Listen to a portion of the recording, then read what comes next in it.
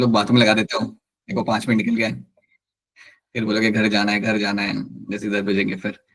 चलो let me start the screen share.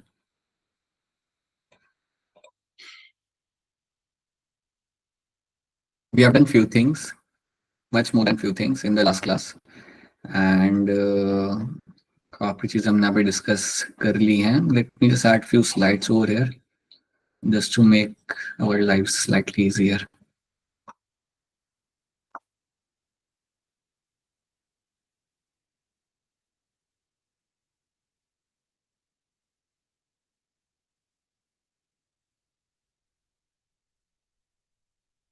Okay, okay, यहाँ पे तो okay, let me, yeah. So in the last class we have discussed something in terms of the mechanism of our breathing. ये हमने कर लिया था. So we have done the inspiration, expiration हमने यहाँ पे देख लिया है. I hope this is something which is very much clear to all of you. ये चीज हम यहाँ पे देख चुके हैं. We have understood this much amount of content यहाँ पे.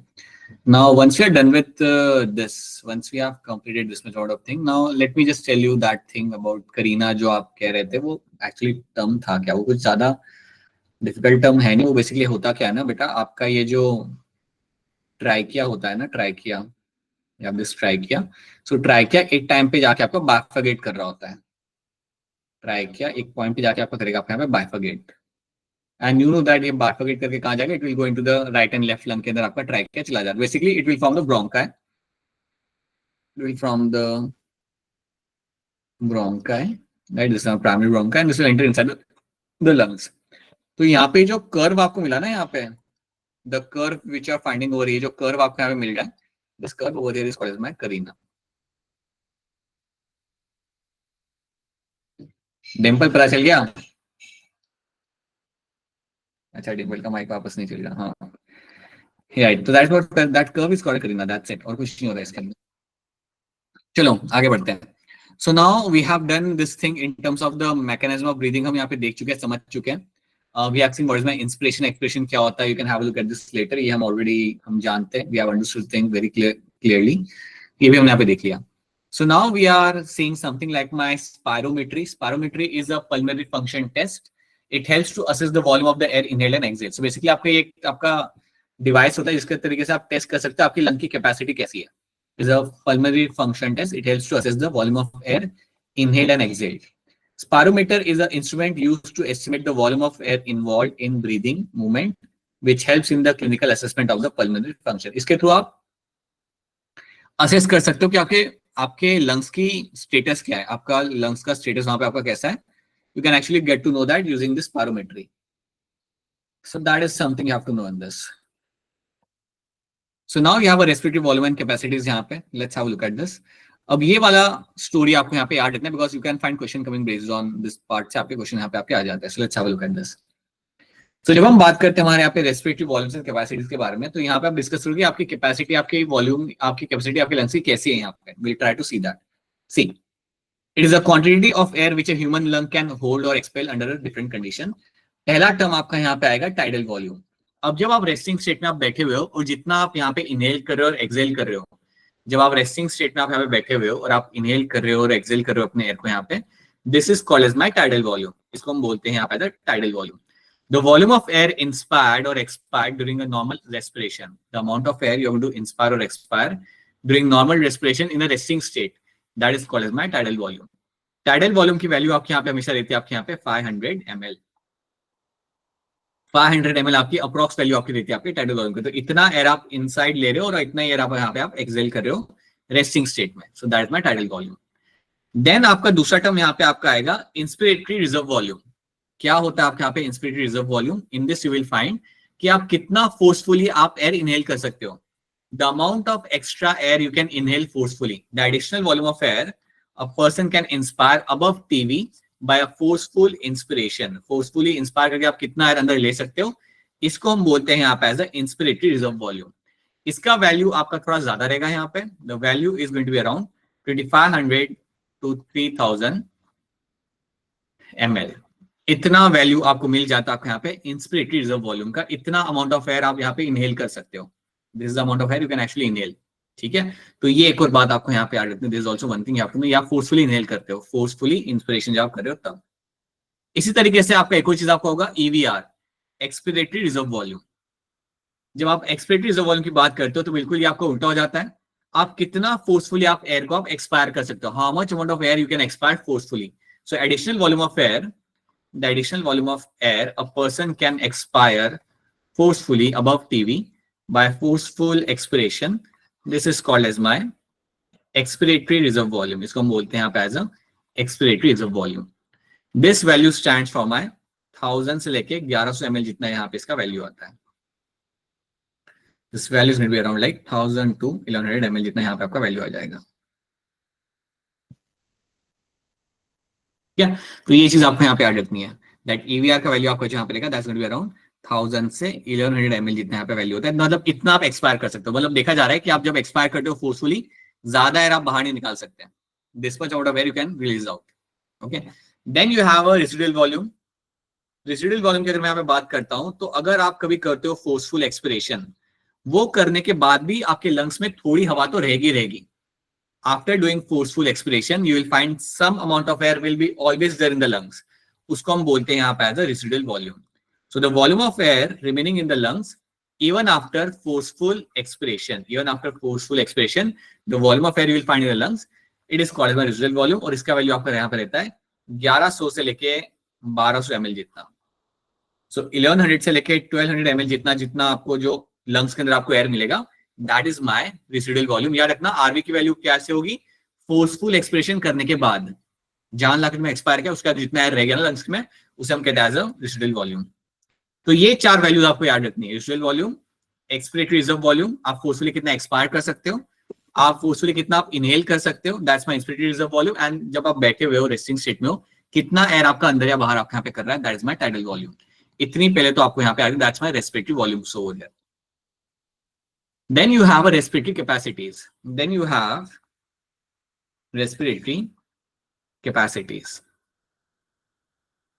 ठीक है, अब जब हम रेस्पिरेटरी कैपेसिटीज की यहाँ पे हम बात करते हैं, तो आपके आपका पहला टर्म आपके यहाँ पे आएगा इंस्पिरेटरी कैपेसिटी। आप टोटल कितना एयर अंदर ले सकते हो।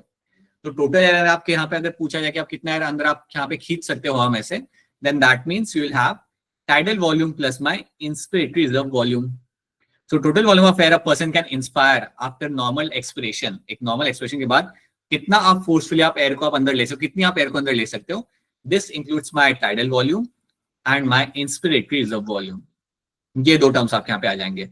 और अगर हम इसकी वैल्यू यहाँ पे यूज करते हैं, then आपका tidal volume आपका कितना होता है यहाँ पे 500 ml प्लस IVR आपके यहाँ पे क्या होता है अराउंड, लेट्स से एक वैल्यू हम लेते हैं यहाँ पे 2500 ml यहाँ पे वैल्यू लेते हैं। So generally what will happen, the value of IC is going to be around 3000 से लेके 3500 ml जितना। This will be the value of my IC। So inspiratory capacity की जो वॉल्यूम आपके यहाँ पे आता है, that will be around 3000 से लेके 3500 ml जितना आपका यहाँ पे आपका वैल्यू आपका यहाँ पे बन जाएगा। That's the value of my inspiratory capacity. Then you have expiratory capacity. यहाँ पे इसमें आपको क्या होते हुए आपको मिलेगा यहाँ पे total volume of air a person can expire after normal expiration. आप कितना एक्सपायर कर सकते हो, right. Total volume of air जो आप एक्सपायर कर सकते हो उसे हम बोलते हैं यहाँ पे expiratory capacity. So it includes my tidal volume plus EVR, expiratory reserve volume. So that makes it 500 ml plus क्या था आपका वैल्यू यहाँ पे, the value was quite less, 1000 से लेके 1100 ml जितना वहां पे था आपका। सो लेट्स टेक द 1000 वाला वैल्यू हम यहाँ पे लेते हैं। सो आपका अराउंड ये नंबर जो आएगा that will be around 1500 ml से लेके 1600 ml जितना। This will be my expiratory reserve volume, expiratory capacity. अब ये जो वैल्यूज हम यहाँ पे देख रहे हैं ना, ये एक्चुअली ज्यादा हेल्पफुल उनके लिए होता है जो एथलीट्स होते हैं। एथलीट्स को ये वैल्यूज के बारे में जानना या इनको मेजर करना काफी उनके लिए इंपॉर्टेंट होता है, because if they have a high value of inspiratory capacity they have, that's an advantage for them। और जो स्विमर्स होते हैं, बास्केटबॉल प्लेयर्स होते हैं, the athletes generally going to have a very good amount of inspiratory and expiratory capacity। it helps them, ये इनके performance को यहाँ पे इंक्रीज करने में मदद करता है। so they will have a much more closer look on these values। तो ये बात आपको यहाँ पे याद रखनी है। then you have a functional residual capacity। then आपका अगला टर्म आपके यहाँ पे आता है functional residual capacity। इसमें आपको याद रखना है कि जब आपने नॉर्मली एक्सपायर किया, जैसे अभी आप लोग बैठे हुए हो, इनहेल कर रहे हो, एक्सहेल कर रहे हो, आपने जब नॉर्मली एक्सहेल किया उसके बाद जितना भी एयर आपके लंग्स में रह जाएगा उसको हम बोलेंगे यहाँ पे as a functional residual capacity. So volume of air that will remain in the lungs after normal expiration. Normal expiration के बाद जो भी वॉल्यूम ऑफ एयर आपके लंग्स में रह जाता है उसको हम कहते हैं as a functional residual capacity. That means your EVR, expiratory reserve volume, जो आप एक्सेल कर सकते थे लेकिन आपने किया नहीं, and residual volume. So EVR plus RV will be the value over here. So EVR की वैल्यू आप जानते हो यहाँ पे, the value of EVR is going to be ज्यादा तो यहाँ पे आपकी होती नहीं है, वो आपके रहते हैं आपके अराउंड लाइक 1000 से लेके 1100 ml जितनी यहाँ पे हो जाता है. तो 1000 ml हम यहाँ पे गिन लेते हैं, ठीक है, plus your residual volume.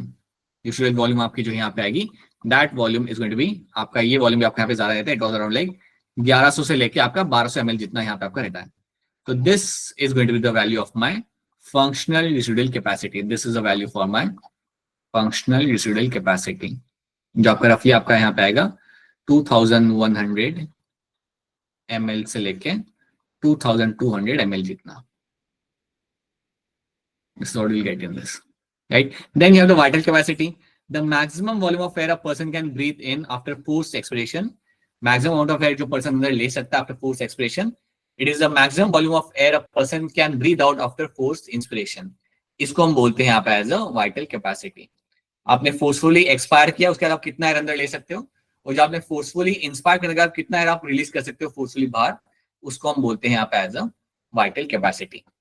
So it includes the inspiratory reserve volume, आप कितना एयर यहाँ पे अंदर ले पा रहे हो, कितना फोर्सफुली आप यहाँ पे एक्सपायर कर पा रहे हो, and the tidal volume. So vital capacity is equal to IVR, EVR and tidal volume. ये बनेगा आपका यहाँ पे वाइटल कैपेसिटी का आपका यहाँ पे फॉर्मूला, ये आपका याद रखना है. And then you have a total lung capacity.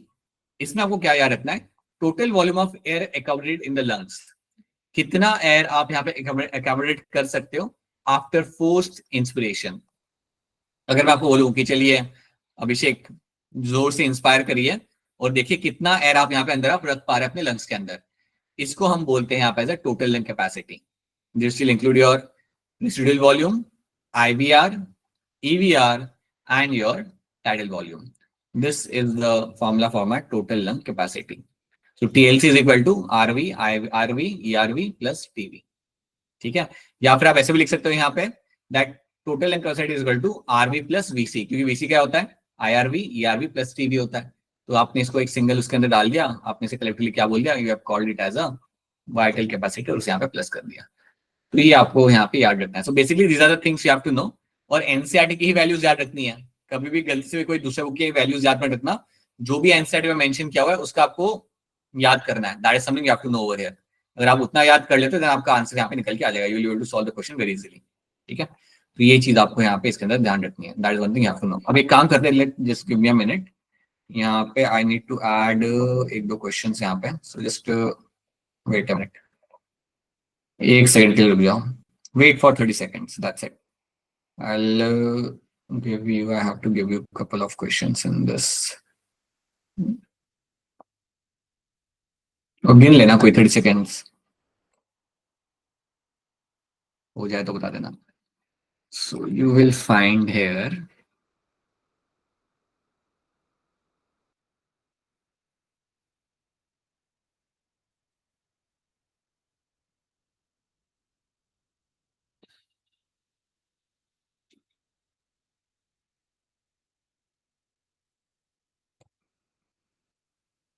all right. Now let me come back. हो गया, बहुत बढ़िया. ठीक है, आ गए हम लोग यहाँ पे. चलो, so यहाँ पे you have a question over here. So we are done with this ना, we are done with everything over here. Now let's have a look at the question. Lungs are enclosed in. Lungs को हम कहाँ पे रखते हैं, फटाफट hand raise करिए, answer बताइए. लंग्स को आप यहाँ पे रखोगे, जल्दी से हैंड रेज करिए, आंसर बताइए, आगे बढ़ते हैं. सो वेट अ मिनट. हाँ जी बताइए पीयूष, क्या होगा इसका आंसर यहाँ पे. Sir D option. Anshika Sharma, sir D option. Right. Pleural membrane जो होती है वो आपके लंग्स को यहाँ पे कवर करती है, and outer and inner layer. Anshika Sharma बता सकते हो जो आउटर लेयर होती है प्लूरल मेम्ब्रेन की, उसे हम क्या बोलते हैं. Parietal layer. And the inner one will be called as visceral. Very good, बहुत बढ़िया. ठीक है, चलो नेक्स्ट. सवाल को देखिए ध्यान से, आंसर करिए। Select the correct event that occurs during the inspiration. So आपके सामने यहाँ पे कुछ इवेंट्स है, you have to read the events over here and then give me correct answer. देख लीजिए सारे इवेंट्स को और बताइए इसमें से कौन सा आपके यहाँ पे सही आंसर निकल के आ जाएगा।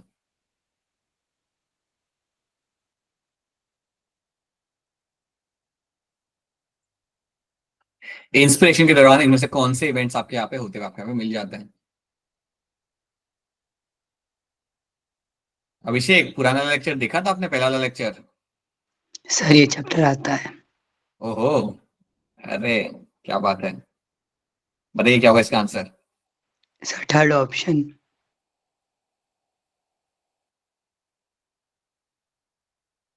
अंशिका शर्मा बताइए। Sir first. Muskan. A option. Muskan and Muskan Kumari दोनों बताइए क्या होगा इसका आंसर यहाँ पे। थर्ड होगा, ओके। Sir A option. नहीं बोला है। सलम कुमारी। Sir option A. देखो यहाँ पे हो क्या रहा है, अगर आपका यहाँ पे इंस्पिरेशन हो रहा है देन आप ये जानते हो that you will find a contraction of diaphragm will happen, so that's true. ये तो आपका यहाँ पे हो जाएगा। Then you have a contraction of external intercostal muscle, ये बात भी आपके यहाँ पे सच है, ये भी आपका होता है आपके during your inspiration. Pulmonary volume is going to decrease, ये बात आपकी यहाँ पे फॉल्स है, राइट। पल्मोनरी वॉल्यूम जो आपकी यहाँ पे होगी वो आपकी डिक्रीज नहीं होती, जब आप इंस्पिरेशन कर रहे होते हो तो टाइम पे आपकी इंक्रीज होती है, this will be increasing over there. तो ये तो आपका गलत हो गया आपके यहाँ पे। सो आपका पल्मोनरी वॉल्यूम मतलब आपका लंग्स का वॉल्यूम, लंग्स का वॉल्यूम आपके यहाँ पे इंक्रीज किया जाएगा, so that's going to increase over there, so that's going to be a false statement. ये आपका फॉल्स हो जाएगा बिकॉज यू विल फाइंड यहाँ पे आपका इंक्रीज होता है, ठीक है। Intra pulmonary Yes, sir. Pressure क्या हो गया बेटा? सर डिक्रीज ही होता है। सुनो मेरी बात, अब मेरी बात सुनो। पल्मोनरी वॉल्यूम मतलब यहाँ पे क्या होता है, that actually means you have a lungs and lungs का वॉल्यूम यहाँ पे, ठीक है। अब लंग्स का वॉल्यूम आप सोचो, अगर आप इंस्पिरेशन कर रहे हो तो आपके लंग्स के वॉल्यूम को आपको यहाँ पे कम करना है बढ़ाना है? आप सोचिए इस बात को। You have a lungs over there, right, and lungs को अगर मैं यहाँ पे थोड़ा सा एक्सपांड करूंगा तो उनका वॉल्यूम यहाँ पे इंक्रीज होगा। अब मैं जब वॉल्यूम लंग्स का यहाँ पे इंक्रीज करूंगा तो उससे फायदा क्या होता है मुझे यहाँ पे? फायदा मुझे यहाँ पे क्या मिल रहा है? As soon as the volume of the lung is going to increase, you will find your particular air pressure in the lungs is going to decrease over there. आपका जो एयर प्रेशर आपका यहाँ पे लंग्स के अंदर होगा वो आपका यहाँ पे आपका डिक्रीज कर जाएगा, और जो एयर प्रेशर यहाँ पे आपका डिक्रीज होता है उसे हम यहाँ पे क्या बोलते हैं? You call it as a intra pulmonary pressure. और इंट्रा पल्मोनरी प्रेशर जो आपका यहाँ पे होगा that is going to, again ये आपका रॉन्ग है आपका यहाँ पे, this is going to decrease. अब जब मैं कह रहा हूं कि आपका इंट्रा पल्मोनरी प्रेशर आपका यहाँ पे डिक्रीज हो रहा है तभी तो आपकी एयर बाहर से भाग के अंदर तक आएगी। सो ऑप्शन सी आपका यहाँ पे कभी हो ही नहीं सकता था, क्योंकि इंट्रापल्मोनरी मतलब आपका एयर प्रेशर, और एयर प्रेशर आपका यहाँ पे जो लंग्स के अंदर है आपको डिक्रीज करना है, और डिक्रीज आपका वहां पे तब होगा व्हेन यू विल फाइंड कि आपकी थोरेसिक कैविटी इंक्रीज होगी और आपका जो पल्मोनरी वॉल्यूम है आपका यहाँ पे, मतलब आपका जो लंग्स का जो वॉल्यूम है वो भी आपके यहाँ पे इंक्रीज हो रहा है। When it will increase that is when you will find ultimately your intrapulmonary pressure is going to decrease, और जब ये डिक्रीज होगा then you will find the air from the outside will rush into the lungs. क्या ये बात आप सबको यहाँ पे समझ आ रही है? अंशिका ये बात समझ आ रही है आपको यहाँ पे? यस सर, वो प्रेशर और वॉल्यूम में हो गया था। हाँ वो उसमें ही गड़बड़ हुआ होगा। So that is why option A becomes a correct answer in this. Option A बनेगा आपके यहाँ पे as a correct answer. You will find कि ये दो इवेंट्स मेरे यहाँ पे हो रहे हैं और बाकी इवेंट्स मेरे यहाँ पे ट्रू नहीं है। अभिषेक एक बार देख लेना लेक्चर टाइम निकाल के संडे को। प्रेशर बढ़ गया वॉल्यूम को। क्या कह रहे हो अभिषेक, वापस बताना। सर प्रेशर नहीं देखा, वॉल्यूम लगा सर। नहीं जो भी है लेक्चर तो देख लेना, ठीक है। So that is one thing. Now tell me question number 7 का यहाँ पे आंसर क्या होगा? देख लो आराम से, आसान सवाल है, हो जाएगा सबसे, बहुत आसान सवाल है। जल्दी करते हैं, हमें आगे भी काफी चीजें पढ़नी है। चलो जल्दी बताओ, बताइए डिम्पल क्या होगा इसका आंसर? अरे ट्राई करो डिम्पल, ट्राई करो, press the button multiple times, थोड़ा से डालो, उस पर पानी डालो।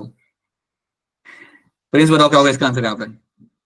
Sir second option. Second option आपको लग रहा है यहाँ पे? कोमल पांडे बताइए। B option. कोई भी लग रहा है? अभिषेक बताओ, अपना भी आंसर बताओ और इनका भी आंसर बताओ, दीप्ति डिम्पल का। सर सेकंड आंसर ही होगा। ठीक है, tidal volume is going to be having your 500 ml जितना यहाँ पे आपका रहता है एक्सचेंज ऑफ गैसेस, जो हमने यहाँ पे देखा था. Then you have your inspirated reserve volume, ये तो काफी ज्यादा होता है. दिस विल बी अराउंड 2500 से लेके 3000 ml तक. Then you have expirated reserve volume, we know that this value is going to be low. ये वैल्यू आपके यहाँ पे कम हो जाती है 1000 से लेके 1100 तक. एंड रिजिडुअल वॉल्यूम की आपकी वैल्यू जो आपके यहाँ पे जाएगी that is going to be around like 1100 से लेके 1200 तक. एनसीईआरटी की लाइंस आपको याद रखनी है and you will get your answer all the time. बताओ इसका आंसर यहाँ पे क्या होगा? Question number 16.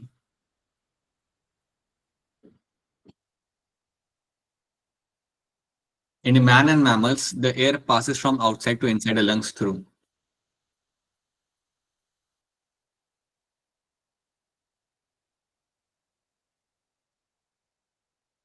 बताइए मुस्कान कुमारी, क्या होगा इसका आंसर यहाँ पे?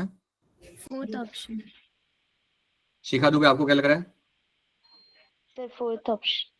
Right, that's a correct answer. Nasal cavity, pharynx, larynx, trachea, bronchi, bronchioles, and alveoli. That's going to be the correct answer in this. बिल्कुल सही. That's a passage you will have.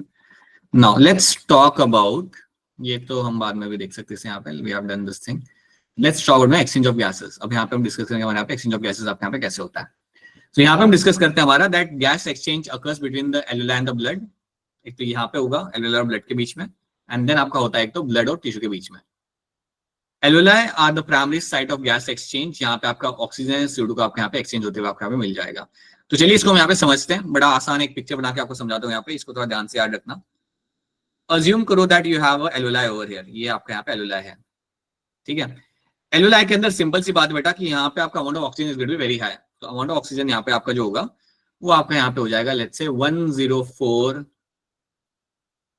cubic mercury mmHg. That is going to be the value of my oxygen in this. तो 104 value आपको यहाँ पे याद रखनी है of my oxygen. CO2 की वैल्यू अगर आपसे कोई पूछे then that value here is going to be around 40 mmHg. तो आपकी CO2 की वैल्यू जो आपको यहाँ मिलेगी देखने के लिए that's going to be quite less. तो ये आपको मिलता है वैल्यू आपका alveoli के अंदर. याद रखना दिस में alveoli, this going to be alveoli over here. Make sense ना, लंग्स में तो होगा ऑक्सीजन ज्यादा, सबसे ज्यादा. अगर आपसे कोई पूछे कि यार ऑक्सीजन सबसे ज्यादा बॉडी में कहाँ मिलेगा, तो लंग्स में मिलेगा. सो 104 is the right value for my in the lungs. And CO2 का वैल्यू आपके यहाँ पे रहेगा काफी कम, अराउंड 40 mmHg आपके यहाँ पे वैल्यू रहता है. अब आप यहाँ पे याद रखना कि मेरे alveoli के पास आ रही है मेरे यहाँ पे ब्लड वेसल्स. मतलब now you know that ना कि आपके लंग्स के पास you will find there will be a coming of your deoxygenated blood. You will have a deoxygenated blood, oxygenated blood. और ये ब्लड के थ्रू आपको क्या मिलेगा कि आपका ब्लड आपका आ रहा होगा आपके लंग्स के पास में. आप ये बात जानते हो कि आपका ब्लड आपके वेन्स के थ्रू जाता है हार्ट के पास, एंड देन हार्ट के through via pulmonary artery the blood will be sent towards the lungs. अब लंग्स के पास ब्लड को भेजा इसलिए जाता है ताकि वो हो जाए आपका ऑक्सीजन रिच. यहाँ पे भी आपका ब्लड आ रहा है. अब जब मेरा ब्लड यहाँ पे लंग्स के पास आ रहा है तो इसके अंदर भी आपको मिलेगा कुछ अमाउंट ऑफ O2. तो चलिए देखते हैं यहाँ पे क्या होगा. So the amount of O2 you will find in this kind of blood is going to be around, so partial pressure of O2 जो आपको यहाँ पे मिलेगा will be very less, 40 mmHg, काफी कम होता है. And partial pressure of CO2 जो आपको यहाँ पे मिलेगा वो आपका यहाँ पे होगा 45 mmHg. तो partial pressure of O2 and CO2 आपका इस ब्लड के अंदर तो काफी कम है, and this blood is my deoxygenated blood यहाँ पे. अब जैसे मेरा ब्लड यहाँ पे पास में आ गया, जैसे मेरा ब्लड यहाँ पे आ जाता है मेरे alveoli के पास में, तो अब यहाँ पे क्या होगा, आई विल फाइंड मेरा O2 मॉलिक्यूल जो मेरा alveoli के अंदर है यहाँ पे, जिसका ग्रेडियंट काफी ज्यादा है यहाँ पे, this will move into the blood. और यहाँ पे जिसका CO2 का अमाउंट यहाँ पे ज्यादा होगा, the amount of CO2 I have over here is going to be higher. CO2 यहाँ पे ज्यादा है ना आपके ब्लड के अंदर, आपके alveoli में तो कम है, 40 है. So higher to lower concentration आपका CO2 आपके यहाँ पे मूव कर जाएगा. तो आपका O2 आपका आ गया from your alveoli into the blood, और CO2 जो आपका यहाँ पे था वो आपका ट्रेवल करके आपका आ गया आपके alveoli के अंदर. तो यहाँ पे आपका हो रहा है gaseous exchange. So between the alveoli and the blood vessel, you are finding the gaseous exchange is taking place over there. जैसे ही आपने गैस को यहाँ पे एक्सचेंज कर लिया, जैसे ही आपने गैस को यहाँ पे एक्सचेंज कर लिया, the blood vessel will have now oxygenated blood. अब आपका यहाँ से चालू हो जाएगा, आपका यहाँ पे ऑक्सीजनेटेड ब्लड आपका यहाँ से निकलना चालू हो जाएगा. ब्लड था आपका इसके अंदर ऑक्सीजन नहीं था, आपने वहां पे ऑक्सीजन एक्सचेंज कर लिया. तो जब मेरा ब्लड वहां से निकलता है, so it will have a very different value. उसके अंदर जो ऑक्सीजन की वैल्यू आपको यहाँ पे मिलेगी, the value of oxygen in that blood is going to be around 95 mmHg, and the amount of CO2 in that blood will be very less, 40 mmHg. So CO2 का amount यहाँ पे आपका कम हो चुका है और ऑक्सीजन का अमाउंट आपका यहाँ पे रह चुका है, आपका यहाँ पे 95 mmHg इतना, ये आपको यहाँ पे होते मिलेगा। नाउ दिस ब्लड जो आपका ट्रैवल कर रहा है, now this blood will go towards the tissues,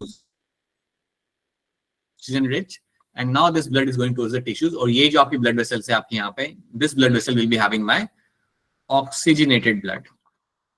They will have my oxygenated blood.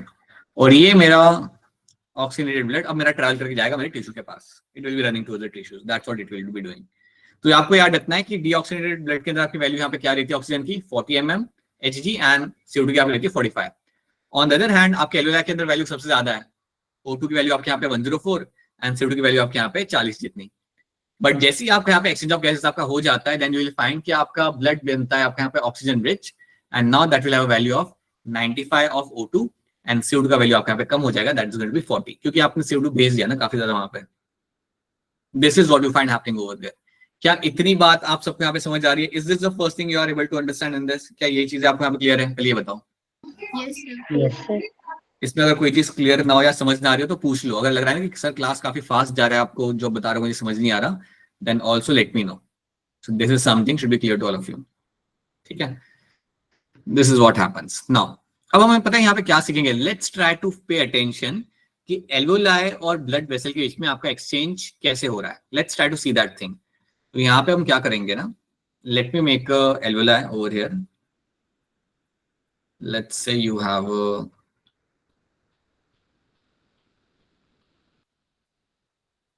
alveoli. अब alveoli के अंदर आप जानते हो that it will have a epithelium. Alveoli will have a epithelium. Epithelium कौन सा होता है? क्या नाम होता है epithelium का जो alveoli के अंदर होता है? Squamous. alveolar Squamous epithelium. epithelium. Right, you will have a squamous epithelium आपको यहाँ पे मिल जाएगा.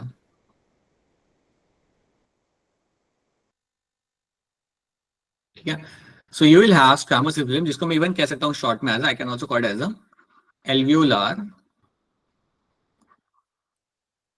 epithelium. We'll have a alveolar epithelium is something I'll get to see. ठीक है? अब जब भी आप बात करते हो एपिथेलियम के बारे में ना, तो एपिथेलियम के नीचे आपको एक लेयर मिलती है, उसे हम कहते हैं एज अ बेसमेंट मेम्ब्रेन. तो यहाँ पे आप alveolar epithelium which is your squamous epithelium आप जानते हो, उसका जो एग्जैक्ट नाम है दैट्स योर स्क्वैमस एपिथेलियम. लेकिन याद रखना ये एपिथेलियम तो आपको यहाँ पे दिख गया, इसके नीचे आपको मिलेगी आपकी एक बेसमेंट मेम्ब्रेन की layer. So underneath that you will have a layer of basement membrane. ये जब आप टिश्यू पढ़ते हो ना चैप्टर 7 के अंदर 11वीं क्लास में, तो उसमें आप याद रखते हो कि आपके हर एक एपिथेलियम के नीचे आपको मिलती है एक लेयर आपके प्रोटीन की बनी हुई, उसे हम बोलते हैं basement membrane. So here also will have a presence of a basement membrane.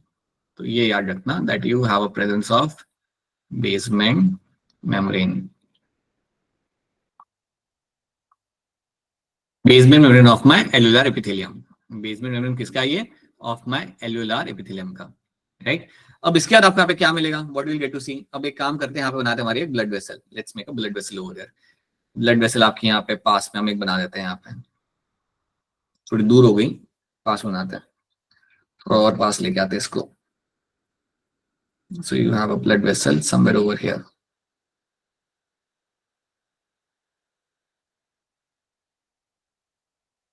ठीक है? अब जो ब्लड वेसल आपको यहाँ पे दिख रही है ना, the blood vessel you are finding, it's actually blood capillary. That is actually going to be a capillary यहाँ पे. अब कैपिलरी आपके सामने यहाँ पे, तो दिस इज माय कैपिलरी.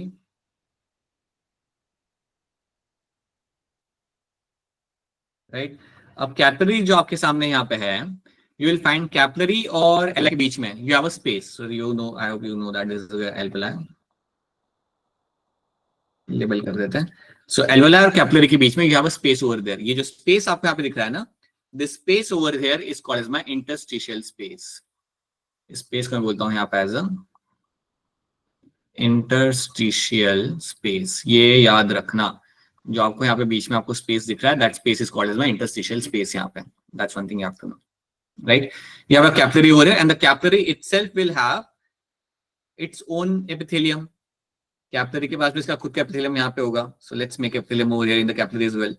अब कैपिलरी में जो आपका एपिथेलियम यहाँ पे होता है ना, इसको हम कहते हैं एंडोथेलियम, इसको हम बोलते हैं यहाँ पे as a endothelium, so we call it as a endothelium. Endothelium मैं यहाँ पे आपको बना रहा हूँ दिखा के, बट एंडोथेलियम को लेबल करने के पहले हमें एक और चीज यहाँ पे जाननी है। एंडोथेलियम की भी खुद की होती है आपकी basement membrane, there will be a basement membrane of endothelium as well. तो इसके पहले कि मैं एंडोथेलियम की बात करूं, मुझे बताना पड़ेगा यहाँ पे that you also have one more basement membrane over here, so this will be a basement membrane of my endothelium.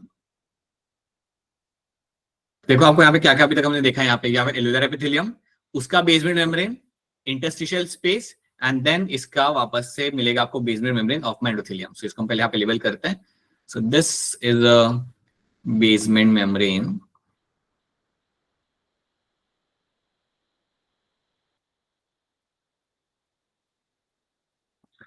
of endothelium, ठीक है, it was a basement membrane of my endothelium, so that's one thing we'll get to see,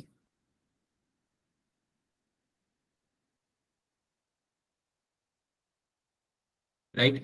अब इसके अलावा what you get to see in this, so ये आपका basement membrane आपको यहाँ पे दिख गई, एंड उसके बाद आप बात करोगे that you have endothelium, so after that you will say कि जो ग्रीन कलर की जो मेरे सेल्स यहाँ पे जो लाइन बनी हुई है, that is the epithelium of my capillary। याद रखना जो कैपिलरी का जो एपिथेलियम होता है उसको हम यहाँ पे एक सिंपल नाम यहाँ पे देते हैं, and that is my endothelium, that is going to be called as your endothelium।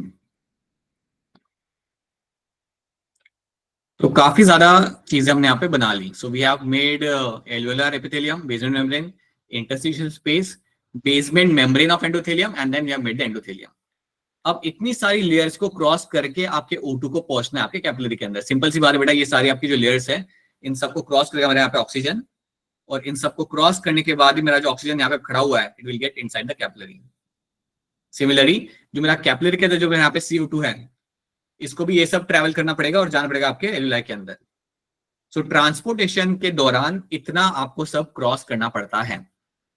Now अब ये सारी चीजें आपने यहाँ पे देख ली, अब यही चीज आप मुझे वापस से बताओगे। Now tell me something, starting में पहले आपका यहाँ पे क्या आएगा, what is the first thing I will find in this? Alveolar epithelium. Alveolar epithelium, ठीक है, उसके बाद बेसमेंट मेम्ब्रेन। बेसमेंट मेम्ब्रेन,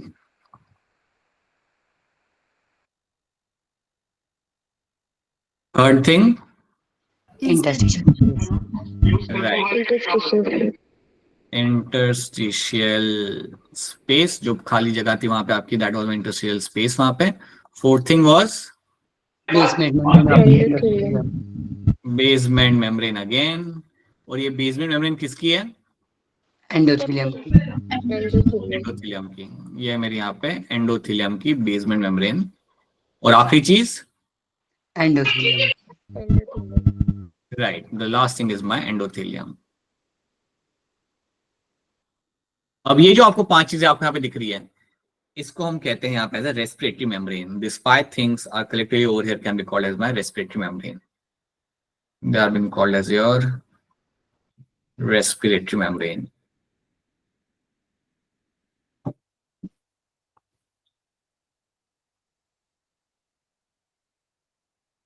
ठीक है, और रेस्पिरेटरी मेम्ब्रेन जो आपको यहाँ पे दिख रही होती है ना, this will have a thickness of around not more than 2.5 micrometer. इतनी होती है थिकनेस आपके रेस्पिरेटरी मेम्ब्रेन की। इतना बाईपास करना है मेरे O2 और CO2 को, इतनी चीजों को क्रॉस करके उसे वहां पे आगे जाना है। अब ये जो सीक्वेंस मैंने आपके सामने बना के रखा हुआ है ना, ये आपके लिए इसलिए बना के रखा हुआ है आपके सामने, बिकॉज सो दैट अगर सवाल कभी आता है इसके ऊपर based, then you should know कि आपका सीक्वेंस यहाँ पे क्या रहेगा। सो यू शुड नो कि कौन सी चीज आपके यहाँ पे कहाँ पे आ रही है। This is a barrier, this is a barrier which O2 has to cross और CO2 हैज टू क्रॉस, तब आपके यहाँ पे सक्सेसफुली आपका एक्सचेंज ऑफ गैसेस आपके यहाँ पे हो सकता है। तो ये एक चीज याद रखनी है, that is the story of my respiratory membrane, जो आपको यहाँ पे रखनी है। इसको आप बाईपास करते हो, this is something you have to know. अब एक काम करते हैं, ये तो चलो हमने यहाँ पे देख लिया। Now let's try to understand एक और चीज यहाँ पे कि आपका, हमने देखा कि एक्सचेंज ऑफ गैसेस आपका यहाँ पे इस तरीके से आपका होगा। Now let's understand your exchange of gases between your blood vessels and tissues. तो टिश्यूज और ब्लड वेसल के बीच आपका एक्सचेंज ऑफ गैसेस आपका कैसा होता है उसको यहाँ पे देख लेते हैं। तो अज्यूम करते हैं कि यहाँ पे आपका एक टिश्यू लगा हुआ है, अज्यूम करते हैं कि यहाँ पे आपका टिश्यू लगा हुआ है, ठीक है। अब टिश्यू आपके यहाँ पे लगा हुआ है और इसके पास में आएगी मेरे यहाँ पे ब्लड वेसल्स आ रही है यहाँ पे ऑक्सीजन लेके, so you have your blood vessels which are coming towards the tissue along with their oxygen rich blood, right. Now you know that कि यहाँ पे आपका जो ब्लड था that is my oxygenated blood. अब ये जो मेरे यहाँ पे ऑक्सीजनेटेड ब्लड मेरे पास था यहाँ पे, इसमें मुझे कितना मिल रहा था O2, कितना मिल रहा था CO2, तो O2 कितना था मेरे पास यहाँ पे 90 mmHg। 95 mmHg, ठीक है। और CO2 यहाँ पे कितना था 40. 40 mmHg, ठीक है। तो ये था आपका यहाँ पे वैल्यू आपका यहाँ पे। अब जैसे ही आप यहाँ पे पास में आ गए, जैसे ही आप यहाँ पे टिश्यू के पास में आ गए, तो सिंपल सी बात है, टिश्यू के पास ऑक्सीजन की कमी होगी, so tissue will also have some value. तो टिश्यू के पास जो आपका ऑक्सीजन यहाँ पे होगा वो आपका यहाँ पे रहेगा कम, अराउंड 40 mmHg इतना टिश्यू के पास आपका ऑक्सीजन है। और टिश्यू के पास CO2 काफी ज्यादा होता है, CO2 का वैल्यू आपका यहाँ पे रहेगा 45 mmHg। This is the value you have in the of the CO2 of the tissue, right. Tissue के अंदर CO2 का वैल्यू ज्यादा रहेगा। तो जैसे ही मेरा ब्लड यहाँ पे पहुंचा, तो सिंपल सी बात है, आप यहाँ पे करोगे अपना exchange of gases, as soon as your blood will reach over here, आपने वही करना है जिसके लिए आपको यहाँ पे लाया गया है। आपका जो O2 होगा, O2 from the blood will get inside the tissue, और आपका जो CO2 यहाँ पे आपका होगा will get inside the blood. ये हमें करना था, हमने कर लिया। हमने यहाँ पे गैसेस एक्सचेंज हमारे यहाँ पे कर लिया, O2 को हमने भेज दिया हमारे टिश्यू के अंदर, और CO2 जो मेरे पास यहाँ पे था उसको मैंने भेज दिया यहाँ पे अपना ब्लड वेसल के अंदर। So this is something I have done. जैसे ही मैंने ये चीज यहाँ पे कर ली, as soon as I done this component, जैसे मैंने यहाँ पे कर लिया, अब यहाँ पे क्या होता है, अब आपका ब्लड यहाँ पे नहीं रहा आपका oxygen rich blood. Now your blood is no longer oxygen rich blood, अब ये आपका बन चुका है आपका डीऑक्सीजनेटेड ब्लड आपका यहाँ पे। So now this blood is going to become my deoxygenated blood. And अब आप जानते हो इसकी वैल्यू यहाँ पे क्या होती है। When you discuss about the deoxygenated blood, यहाँ पे you always know that इसके अंदर the amount of O2 is going to be around 40 mmHg, क्योंकि चला गया जितना O2 था आपने भेज दिया यहाँ पे। जब आ रहे थे आप यहाँ पे तो आपका O2 काफी था, लेकिन अब कम हो गया। क्यों कम हो गया आपने, क्योंकि सेंड कर दिया टिश्यू के अंदर। और यहाँ पे अब CO2 का अमाउंट यहाँ पे बढ़ चुका होगा, बिकॉज CO2 आपने वहां से ले लिया। तो CO2 का वैल्यू आपका यहाँ पे जाता है आपका 45 mmHg। This is a story you have to know. अब ये ब्लड वही करेगा, यहां से जाएगा हार्ट के पास, this is my deoxygenated blood. Now this blood will move towards the heart, ये हार्ट की तरफ जाएगा, हार्ट से जाएगा लंग्स के पास, और सेम प्रोसेस आपका चालू हो जाएगा। हार्ट के पास जाने के बाद from there it will go towards the lungs, और सेम चीज आपके यहाँ पे होगी। Similarly will find that it will go to the alveoli, वापस it will get oxygen rich and the complete story will start again. तो ये values आपको याद रखनी है, मैं वैल्यूज आपको कराए से रहा हूं, बिकॉज कई बार वैल्यू के ऊपर बेसिस सवाल आता है। Sometime they will ask you a simple question based on the value, इसलिए ये वैल्यू का आपको लाइक याद करना पड़ेगा। दैट 104 कहाँ पे है, 95 कहाँ पे है, आपके डीऑक्सीजनेटेड ब्लड के अंदर आपका ऑक्सीजन का वैल्यू यहाँ पे कितना रहता है। You should know all this values over here and what is been happening with them. तो इतनी चीजें आपको यहाँ पे क्लियर कट याद रखनी है। क्या इतनी बातें आप सबको यहाँ पे समझ आ रही है? Are this things clear to all of you? Yes, sir. Sir ठीक है, इसमें अगर कोई दिक्कत आ रही हो ना, कोई प्रॉब्लम आ रही हो, then please let me know. अब ये हमने यहाँ पे देखी है। Now let's have a look at few more things. Exchange of gases की अगर यहाँ पे बात करते हैं, it occurs inside the lungs and inside the tissue. Here in the sides the oxygen and carbon dioxide are exchange by the process of my simple diffusion की तरह आप एक्सचेंज करते हो। कौन से फैक्टर अफेक्ट करते हैं? What are the factor which affect the exchange of gases? एक क्या यहाँ पे प्रेशर या कॉन्सेंट्रेशन ग्रेडियंट।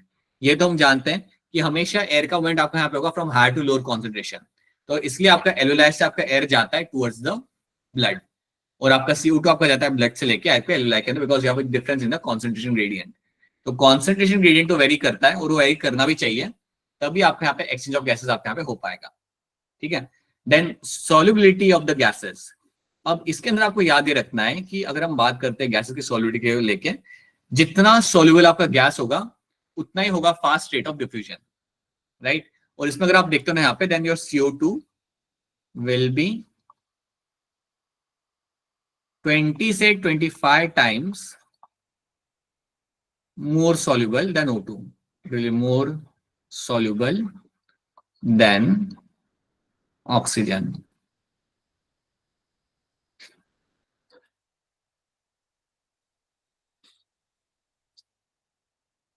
CO2 का अमाउंट जो आपका यहाँ पे होता है ना, CO2 की जो सॉल्युबिलिटी यहाँ पे होती है वो 20 से 25 टाइम्स मोर होती है ऑक्सीजन से। दैट मीन्स CO2 काफी फटाफट डिफ्यूज कर सकता है कंपेरेटिवली।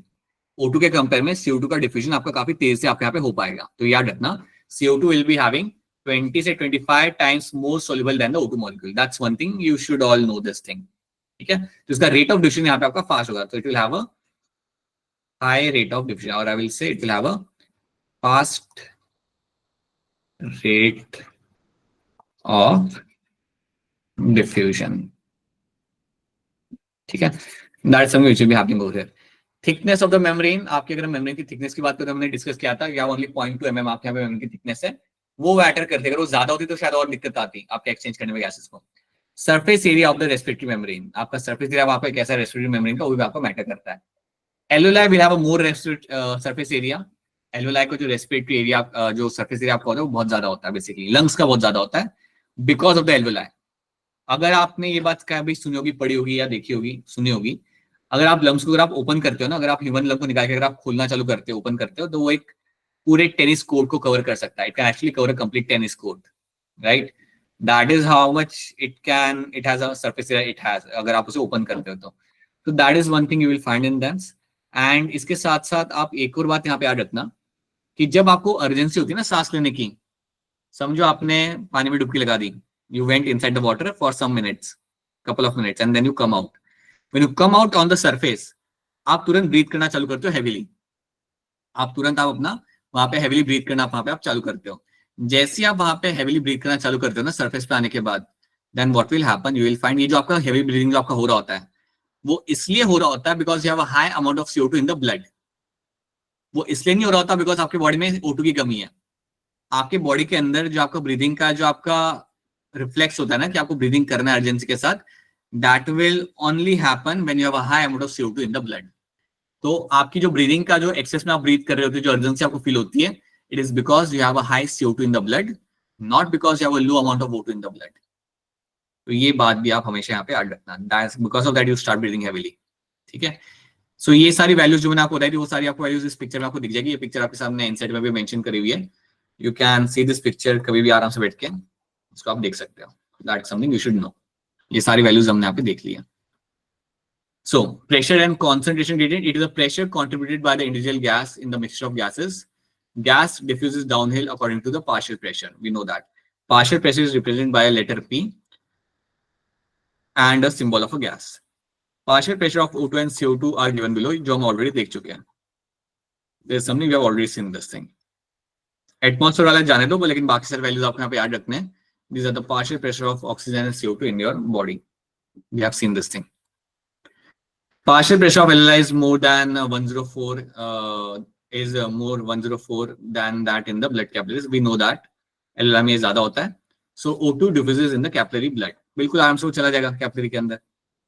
CO2 का अगर आप देखोगे यहाँ पे तो CO2 will have a more value 45 mmHg and that than the alveolus. तो CO2 आपका डिफ्यूज होता है आपके alveoli से लेके, it will diffuse into the alveoli from the blood capillary. So ये सब हमने यहाँ पे ऑलरेडी देख चुके हैं. We know this thing. एक और पता है आपको बात बताऊंगा, एक और चीज क्या होती है आपकी बॉडी के अंदर, एक रिफ्लेक्स जैसे हम कहते हैं diving reflex, this reflex which is called as your diving reflex. Diving reflex पता है आपको क्या करता है, मतलब इसमें होता क्या है कि जैसे ही आप अपना सांस बंद करके अपना मुंह पानी के अंदर डालते हो, चाहे वो बाल्टी में क्यों नहीं डाल रहे हो, जैसे अपना मुंह आप पानी के अंदर डालते हो ना सांस, लाइक सांस रोक के, when you add your face in the mouth, suddenly आपका जो हार्ट बीट होगा ना वो आपका कम हो जाएगा। सडनली आपका जो हार्ट बीट होता है वो आपका कम हो जाता है सडनली। इसको हम कहते हैं यहाँ पे डाइविंग रिफ्लेक्स। मतलब बेसिकली आपके बॉडी के अंदर ये इनहेरिट है, it is there in your body right from the beginning. ये एंसेस्टर के टाइम से हमारे बॉडी के अंदर है कि जैसे ही आप पानी के अंदर अपना मुंह डालते हो, आपकी बॉडी को लगता है, उसको एक चीज मिलती है कि इस पर्सन ने पानी में जंप किया, और जैसे आप पानी में जंप करते हो, your body will try to decrease the heart beat because now you have to use your muscles very carefully while swimming and you have to make sure that oxygen is supplied in a very cautious way. You have to supply the oxygen जब आप पानी के अंदर हो, तो वो time पे आपका हार्ट बीट सडनली आपका नीचे चला जाता है, and that is called by diving reflex. तो कई बार लोगों को ये रिकमेंड किया जाता है जिनको एंजाइटी होती है ना, या जिनको सडनली इनका हार्ट बीट बढ़ जाता है, they should do this thing. Suddenly अपना मुंह आप पानी के अंदर डालोगे ना, your body will bring your heart beat down और आपको काम करेगा। एकदम से काम कर देगा. That is called diving reflex. Isn't that interesting? It has been there with us from the very beginning of the ancestors. तब से हमारे पास है ये चीज. Okay, so now let's have a look at the solubility of the gases. ये हम discuss कर चुके हैं. A gas having a high solubility diffuses at a faster rate than a gas having a lower solubility. CO2 का कितना है आपका यहाँ पे? 20 से 25 times more than the O2 molecule. Something we have discussed this thing, right? So the amount of CO2 that can diffuse through the diffusion membrane per unit difference is in the partial pressure is much higher than the CO2. काफी ज्यादा amount में आपका CO2 आपका यहाँ पे travel कर सकता है comparatively to my O2 molecule in the given time frame के अंदर. So that is one thing you have to know.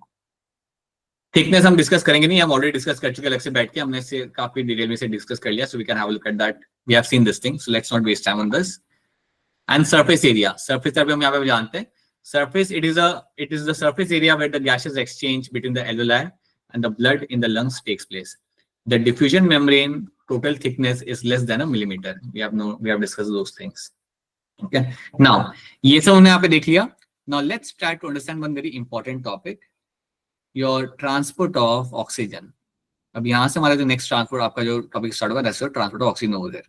ये सब हम यहाँ पे देख चुके हैं कैसे आपका alveoli वाले पार्ट में आपका exchange of gases आपके यहाँ पे हो रहा था. So you can read these things घर जाके. We have discussed all those things in detail. So हमने यहाँ पे कर लिया. हाँ, इतना याद रख यहाँ पे रख सकते हो. जब आपका gaseous exchange हो रहा है between the lung alveoli and the blood capillaries, ये जो आपका हो रहा होता है, इसको हम बोलते हैं यहाँ पे as a external respiration. We call it as a external respiration.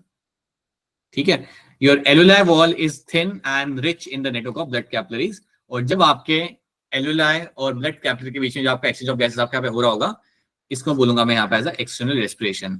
उसी तरीके से when the exchange of gases is happening between, when you are finding the exchange is happening between the tissue and blood capillary. जब tissue और blood capillaries के बीच में आपका exchange of gases आपका यहाँ पे हो रहा होता है, तो इसको हम बोलते हैं यहाँ पे as a internal respiration. So when it is happening within the tissue and blood capillary, when you are finding the gaseous exchange is happening, this gaseous exchange will have a name, and that name is going to be your internal respiration. Internal respiration. तो याद रखना, अगर मेरे एल्वेoli और blood के vessel के बीच में अगर गैसेस एक्सचेंज हो रहा है तो उसे हम बोलते हैं एक्सटर्नल रेस्पिरेशन. और यहाँ पे अगर आपका टिश्यू और ब्लड वेसल के अंदर बीच में अगर आपका हो रहा है, जहाँ पे आप O2 and CO2 का आप एक्सचेंज कर रहे हो, उसको हम बोलेंगे यहाँ पे इंटरनल रेस्पिरेशन. तो इतनी बातें आपको यहाँ पे याद रखनी है. So I hope these are the points which are very much clear to you. I am just running through this point because ये हम ऑलरेडी अलग से बैठ के हम डिस्कस कर चुके हैं. So I think it is very much clear to all of you. इसमें अगर किसी को कोई दिक्कत आ रही है बता दो. अगर यहाँ पे कोई प्रॉब्लम या दिक्कत अगर आपको यहाँ पे आ रही है, then please unmute yourself and tell me कि हाँ सर दिक्कत तो आ रही है, नहीं आ रही. Alright. So now let's start with तो गैसेस ट्रांसपोर्ट के बारे में हम यहाँ पे बात करें. Let's start with my transport of gases. तो यहाँ पे हम डिस्कस करेंगे हमारा ऑक्सीजन ट्रांसपोर्ट पहले, कि आपका ऑक्सीजन का ट्रांसपोर्ट आप कैसे करते हो. इसके तरफ ही हमारा आज का मेन फोकस यहाँ पे रहेगा कि ऑक्सीजन का ट्रांसपोर्ट आप यहाँ पे किया कैसे जाता है. सो ऑक्सीजन को आप ट्रांसपोर्ट कर सकते हो दो तरीके से. यू इधर dissolve in the plasma, plasma में ऑक्सीजन को डिजॉल्व कर दो, उसे ट्रांसपोर्ट करा दो. तो रफली आपका 3% ऑक्सीजन आपका ऐसे ट्रांसपोर्ट किया जाता है. 3% oxygen transport will happen getting dissolved in the plasma. ये एक बात याद रखना. बाकी एक तरीका होता है कि एज अ ऑक्सी हीमोग्लोबिन, आप ऑक्सीजन को बिठाओ हीमोग्लोबिन के ऊपर, हीमोग्लोबिन के ऊपर आपका ऑक्सीजन जाके बैठ जाएगा और फिर आपका ट्रांसपोर्ट किया जाएगा. ये ट्रांसपोर्ट आप करते हो 97%, या मैं कहूंगा 97% of oxygen will travel in this particular way. So 97% oxygen will travel getting sitting on the hemoglobin molecule. That is what it will be doing. बाकी 3% आपका travel करता है getting dissolved in the blood plasma. Right? Then you have CO2 transport, जिसे हमें बाद में देखना है, लेकिन अब इतना तो देख ही लेते हैं कि CO2 transport आपका किया जाता है 3 तरीके से. As a carbonic acid, as a कार्बोमिनोहीमोग्लोबिन, that means CO2 भी बैठ के जाता है. CO2 भी कई बार हीमोग्लोबिन के ऊपर बैठ के जा सकता है.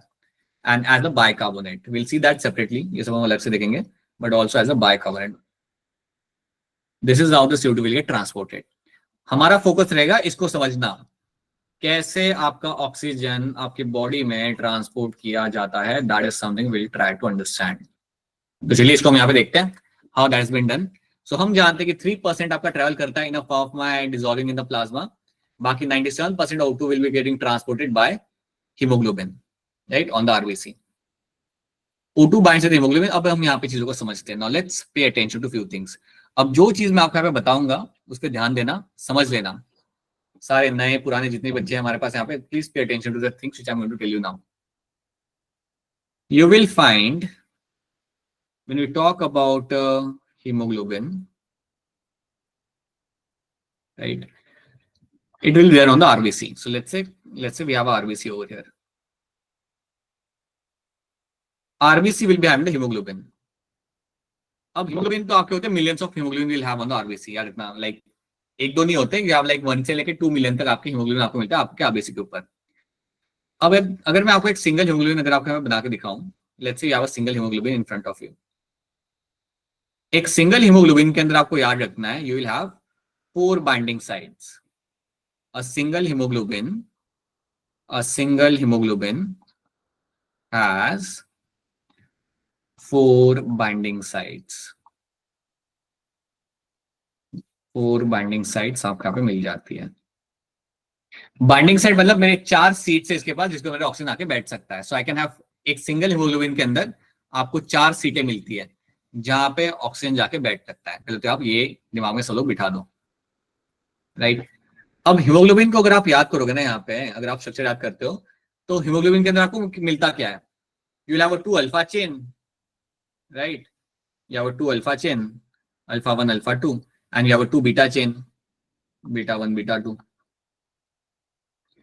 ये आपको मिलता है हीमोग्लोबिन के अंदर। That is what you find in the haemoglobin ना। Haemoglobin structure will have this 2 things. ये तो आप जानते हो। यहाँ पे या वो अल्फा चेन या वो बीटा चेन, 2 अल्फा चेन आपके पास होती है यहाँ पे, 2 बीटा चेन आपके पास होती है आपके पास यहाँ पे। That is what you find in the haemoglobin, right. ये बात आप यहाँ पे जानते हो, ठीक है। और याद रखना हीमोग्लोबिन के ऊपर you will have 4 binding sites. आपके पास 4 बाइंडिंग साइट्स आपको मिलेगी वहां पे। So along with this 2 alpha and 2 beta chain, so you have your 2 alpha chain and you have your 2 beta chain, and along with that you have a iron molecule plus आपको मिलेगा आपके यहाँ पे iron molecule। so iron atom जो आपके यहाँ पे होगा, iron molecule जो आपके यहाँ पे होगा, this is the one जिसके ऊपर जाके बेसिकली आपका बैठ आपका ऑक्सीजन मॉलिक्यूल जाके बैठेगा, right. so that will be there on the hemoglobin।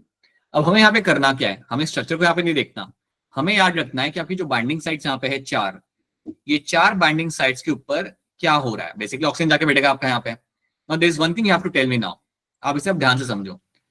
एक हीमोग्लोबिन के ऊपर आपकी 4 बाइंडिंग साइट्स हैं। अगर 4 में से 2 बाइंडिंग साइट मेरे यहाँ पे ऑक्यूपाई कर ली ऑक्सीजन ने, अगर मेरी 2 बाइंडिंग साइट यहाँ पे ऑक्यूपाई कर ली, तो मुझे आप बताइए कितनी सीट यहाँ पे बुक हो चुकी है। How many seats have been occupied over here? Percentage के अंदर, in terms of percentage, how many seats have been occupied? 50% seats मेरे यहाँ पे ऑक्यूपाई हो चुकी है। So I can clearly say that, I can clearly say over ये picture मेरे सामने आती है, I can clearly say it is my 50% saturation. 50% saturation मुझे यहाँ पे देखने के लिए मुझे यहाँ पे मिल रहा है। सिमिलरली अगर मैं कहता हूँ कि यहाँ पे 3 सीट्स मेरे यहाँ पे ऑक्यूपाई होती है ऑक्सीजन की, यहाँ पे मैं कहता हूँ कि यहाँ पे कितना परसेंट सैचुरेशन आपका हो जाएगा?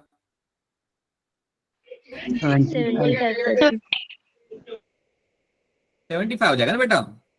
3 ऑक्यूपाई हो गई यहाँ पे, सो आई विल हैव 75% सैचुरेशन मुझे यहाँ पे देखने के लिए मिलेगा। यहाँ पे इतनी सीटें मेरे यहाँ पे बुक हो चुकी है। अगर चारों की चारों सीटें अगर मेरे यहाँ पे बुक हो जाती है, देन मेरा कितना परसेंट सैचुरेशन यहाँ पे हो गया? 100%।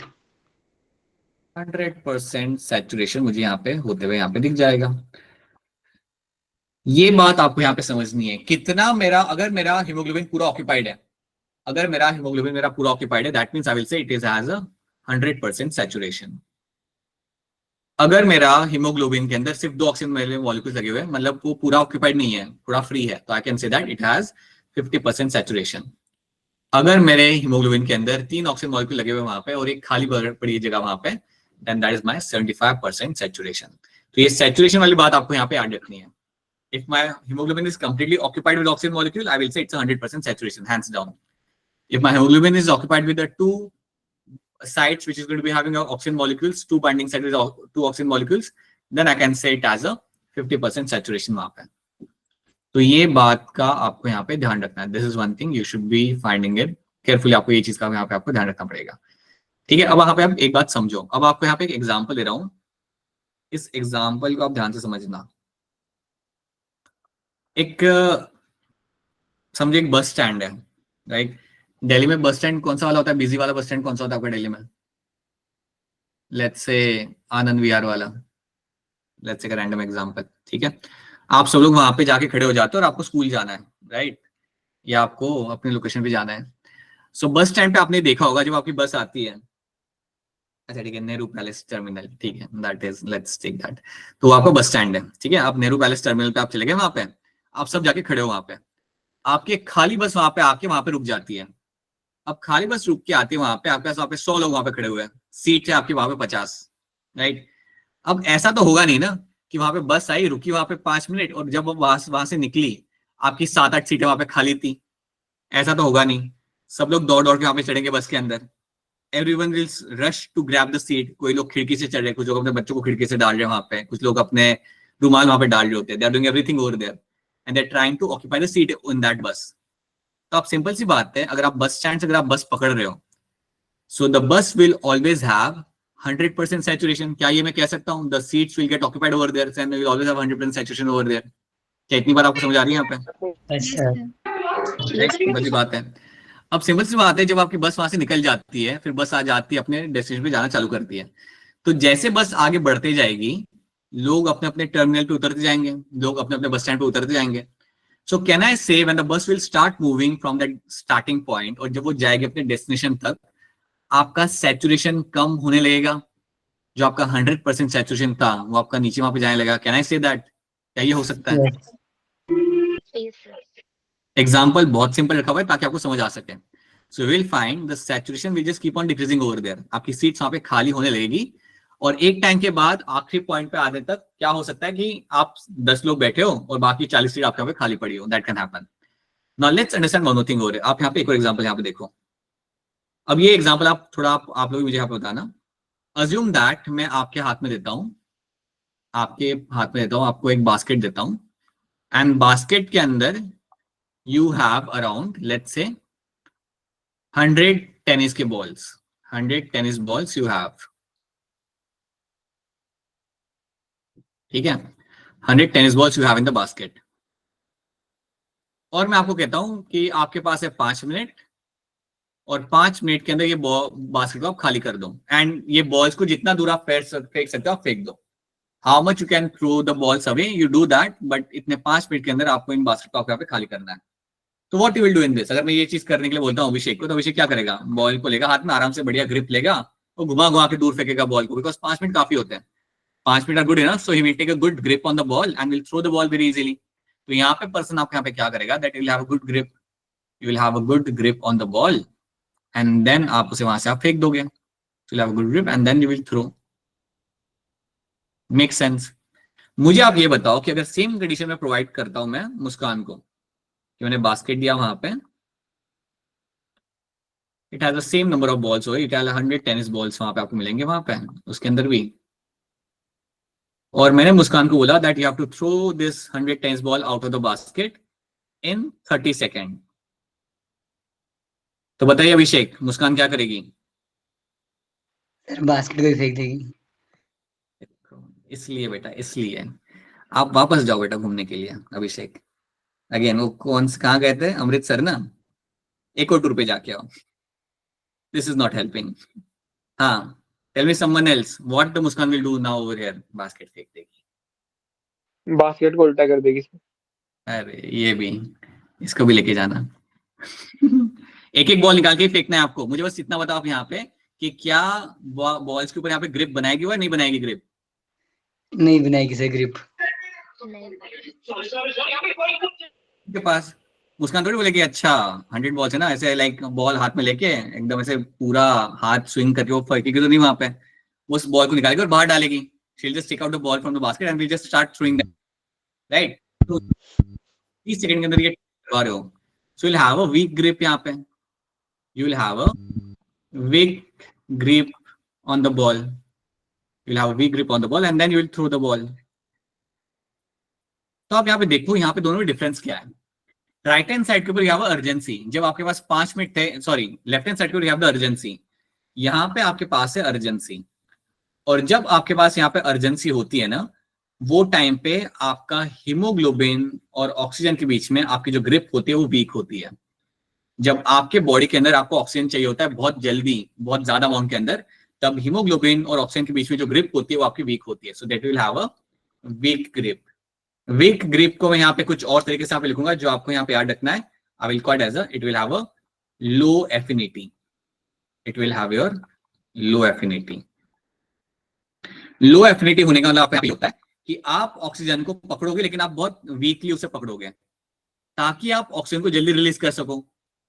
अगर आपकी बॉडी में ऑक्सीजन की कमी है और आपके हीमोग्लोबिन का काम है कि फटाफट सारे टिश्यू को आप ऑक्सीजन पहुंचाओ, सो वो टाइम पे my haemoglobin and oxygen will have a binding, but that binding will be my weak binding, or I would say the affinity of my hemoglobin to oxygen is going to be low. Low affinity होने का फायदा क्या? फायदा ये है कि आप जल्दी से ऑक्सीजन को आप रिलीज कर सकते हो। You can release your oxygen molecule very quickly. On the other hand, if you have a relaxed condition, जैसे अभी आप लोग यहाँ पे बैठे हुए हो, you are in a relaxed state, ये टाइम पे क्या होगा? In this position, what will happen? The hemoglobin and oxygen will have a better grip, or will have a basically right now will have a good grip on them, और उसी good grip को मैं यहाँ पे बोल सकता हूँ as a they will have a high affinity towards each other, they will have a high affinity towards each other, क्योंकि अभी कोई अर्जेंसी नहीं है ना आपके पास, तो वो आपने ऑक्सीजन को आराम से पकड़ेगा और जैसे टाइम लगेगा तब उसे रिलीज करेगा, रिलीज तो करेगा वो लेकिन आराम से करेगा release. It doesn't have urgency की जल्दी जल्दी मुझे ऑक्सीजन को रिलीज करना है। तो ये दो बातें आप सबको यहाँ पे मालूम रखनी है हमेशा, that what is your high affinity and what is your low affinity. तो अगर मैं आपको कह रहा हूं कि आपके हीमोग्लोबिन और ऑक्सीजन के बीच में you have a low affinity, that means urgency है ऑक्सीजन को रिलीज करने की। अगर मैं कह रहा हूं the affinity between the oxygen and haemoglobin is going to be high, that means कि इतनी अर्जेंसी है नहीं, आपका नॉर्मल स्टेट में आपकी बॉडी है and you can release the oxygen as per your requirement, you can release that oxygen molecule. ये बात आपको यहाँ पे याद रखनी है। So prince other advantage, any disadvantage of low affinity और any advantage of high affinity. ये तो देखो लो एफिनिटी का एडवांटेज वही मैं बता रहा हूँ आपको यहाँ पे। एडवांटेज आपको यहाँ पे ये है, अज्यूम करते हैं प्रिंस कि आप कर रहे हो यहाँ पे हाई इंटेंसिटी एक्सरसाइज। अगर आप एक्सरसाइज कर रहे हो तो वो टाइम पे आपके बॉडी के अंदर CO2 का लेवल बढ़ेगा and your tissues required oxygen molecules.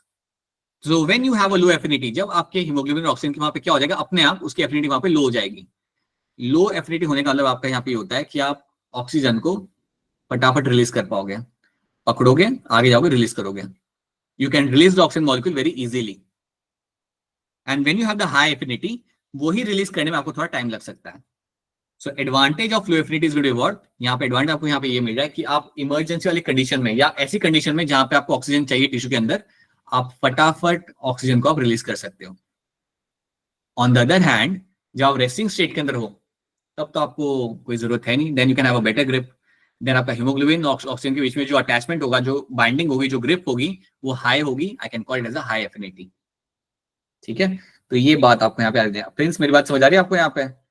Prince and all this should be clear to all of you. बाकी सारे बच्चों को I hope this is a analogy which should be understood by all of you. इस analogy के ऊपर base आप काफी चीजें समझोगे, that's why I am telling you this thing. ठीक है, अगर समझ नहीं आ रहा तो बोल दो कि सर ये तो समझ नहीं आया, right? Because you will understand this thing, आगे जाके कैसे समझ आ ही जाएगा, but still if you don't understand this thing let me know that. अब देखो यहाँ पे होता क्या है। Now let me make a graph over here, let me make a graph here. So you will have a graph, और y-axis पे you will have a hemoglobin saturation, hemoglobin saturation, और इसका वैल्यू आपका हमेशा आपका रहेगा परसेंटेज के अंदर, that is my hemoglobin saturation। और y-axis पे आपको मिलेगा आपका यहाँ पे partial pressure of my O2। तो चलिए यहाँ पे वैल्यू डालते हैं, यहाँ पे आपका आ जाएगा 0, यहाँ पे मैं डालूंगा value of my 100, that means 100% saturation, और somewhere over here I will write 50, बीच में कहीं पे मैं डालूंगा यहाँ पे एज अ 50% सैचुरेशन। यहाँ पे भी वही करता हूँ मैं, पार्शियल प्रेशर O2 के लिए मैं यहाँ पे एक्सट्रीम में डालता हूँ, यहाँ पे 100, बीच में डालूंगा लेट्स से यहाँ पे मेरा यहाँ पे 50। ठीक है, सो दैट्स अ वैल्यू। सो यहाँ पे तो परसेंटेज पे वैल्यू आपका आएगा haemoglobin saturation will be the percentage, यहाँ पे वैल्यू आपका वैसे ही आएगा, पार्शियल प्रेशर ऑफ O2 आपका 50 mm Hg है या 100 mm Hg है, वो आपका वैल्यू आपका यहाँ पे आ जाएगा। Now let's make a curve in this, यहाँ पे बनाते हैं हमारा एक कर्व यहाँ पे, सो लेट्स मेक अ कर्व। अब ये जो मैंने आपके सामने यहाँ पे कर्व बनाया, ये कर्व मैंने यहाँ पे बना दिया, सिग्मोइडल कर्व। अब यहाँ पे मैं दो चीजें यहाँ पे मेंशन करो, उस पर आप ध्यान देना। जो राइट हैंड साइड है मेरा यहाँ पे कर्व का, यहाँ पे मैं लिख दूंगा यहाँ पे एज ए लंग्स। बस फिलहाल के लिए आप इसे लिख दो कि राइट हैंड साइड को मैं बोलूंगा यहाँ पे एज ए लंग्स वाला एरिया, और ये वाला जो एक्सट्रीम पार्ट जो मैंने यहाँ पे, ये वाला लेफ्ट हैंड साइड को बोलूंगा यहाँ पे टिश्यू वाला एरिया। ये मैंने सिर्फ अपने अंडरस्टैंडिंग को सिंपल करने के लिए मैंने यहाँ पे लिखा हुआ है, ठीक है। राइट साइड में मैंने लिख दिया लंग्स और लेफ्ट साइड में मैंने यहाँ पे लिख दिया टिश्यू। अब देखो यहाँ पे होता क्या, अब मेरा सवाल आपसे यहाँ पे ये है, आप मुझे बताओ कि आपका पार्शियल प्रेशर ऑफ O2 100 आपको कहाँ मिलता है? Where do you get to see a partial of O2 being 100? Lungs में सर। राइट, एलुलाई में आपको मिलता है, याद है ना आपको 104 मिल रहा था आपके एलुलाई के अंदर। या मैं कह सकता हूँ near by the lungs you will find the partial pressure of O2 is going to be 100. So I can clearly say that 100 की जो मेरी यहाँ पे वैल्यू है, right, that will be reached, that will be always something I'll be finding nearby the lungs. आपको ये value आपको उसके पास आपको मिल जाएगी, याद है ना 104 था एलुलाई के अंदर, फिर जो उसके पास जो ब्लड वेसल होती है वहां पे भी आपका 95 इतना आपका हो जाता है। So the value closer to 100 will be near the lungs. Simple. मुझे बताओ आपका अगर लंग आपका जो है वो आपका वो जगह है जहां पे सब लोग खड़े हुए हैं, वो आपका नेहरू टर्मिनल है। आपके आरबीसी आर लाइक अ बस, और उस टर्मिनल पे आपके oxygen molecules are standing over there. तो जैसे ही मेरे आरबीसी वहां पे पहुंचते हैं, सारे ऑक्सीजन मॉलिक्यूल मेरे चढ़ जाएंगे आपके आरबीसी के ऊपर। All oxygen molecule will rush into the RBC. तो क्या मैं कह सकता हूं near by the lungs I will always have 100% haemoglobin saturation? क्या ये बात मैं कह सकता नहीं कह सकता? बताओ मुझे। Yes, yes sir. Sir. Sir. कह सकता हूं मैं हमेशा that I will always have 100% haemoglobin saturation near the lungs. That means सारे ऑक्सीजन मॉलिक्यूल्स भाग भाग के आएंगे और हीमोग्लोबिन के ऊपर चढ़ के बैठ जाएंगे। सब लोग अगर चढ़ के बैठ गए वहां पे तो खाली जगह तो वहां पे रहेगी नहीं। सो that is why I will से I will always have 100% saturation. I'll have 100% saturation near the lungs. ठीक है, तो हीमोग्लोबिन का सैचुरेशन अगर आपसे पूछे कि कहां पे मिलेगा 100%, देन आपका आंसर होगा लंग्स की तरफ आपको मिलेगा 100%। तो इतनी बात पहले आप यहाँ पे याद रखो। अब होता क्या है, आपके आरबीसी ब्लड के साथ साथ now will move away from the lungs. हो गया ना, उन्होंने ऑक्सीजन ले लिया वहां पे, अब वो अपना डेस्टिनेशन की तरफ जाना चालू करेंगे। So they will start moving towards the organs and the tissues. अब देखो यहाँ पे होता क्या है, जब मेरा आरबीसी वहां से निकल गया, लंग से निकल गया, नाउ लंग से निकल गया मतलब वहां से अब ट्रांसपोर्ट अपना चालू करेगा, and now it will go towards the tissues. अब जैसे आप टिश्यूज की तरफ जाना चालू करते हो ना, आपका पार्शियल प्रेशर O2 का कम होने लगेगा। Partial pressure of O2 was there in the lungs की तरफ ज्यादा था, लेकिन जब आप टिश्यू की तरफ जाने लगोगे तो वहां पे तो कम होगा ना वहां पे, क्योंकि टिश्यू को तो ऑक्सीजन चाहिए। सो आप देख सकते हो यहाँ पे as you move away from the lungs the partial pressure of the away from the lung is going to decreasing, it will just keep on decreasing over there. आपका डिक्रीज होता रहेगा आपके यहाँ पे।